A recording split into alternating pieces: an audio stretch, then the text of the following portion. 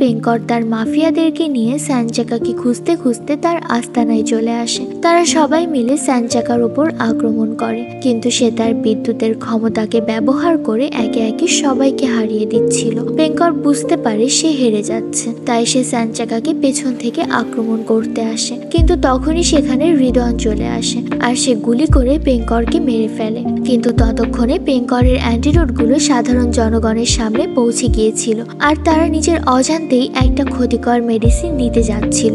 রিদওয়ান স্যানচাকাকে বলে যে করেই হোক সব মেডিসিনগুলোকে এক্ষুনি ধ্বংস করতে হবে। তাই স্যানচাকা তখন একটা বাইক নিয়ে পেঙ্কর যে গাড়িগুলোতে করে মেডিসিন নিয়ে যাচ্ছিল সেটার পিছু করতে থাকে, কিন্তু সে কিছুতেই গাড়িগুলোর কাছে যেতে পারছিল না। তখন সেখানে শ্রেয়সী নামের একটা মেয়ে চলে আসে। আসলে এই মেয়েটার কাছেও স্যানচাকার মতো সুপার পাওয়ার ছিল, তাই সে তার পাওয়ার ইউজ করে মেডিসিনের গাড়িগুলোকে থামিয়ে দেয়।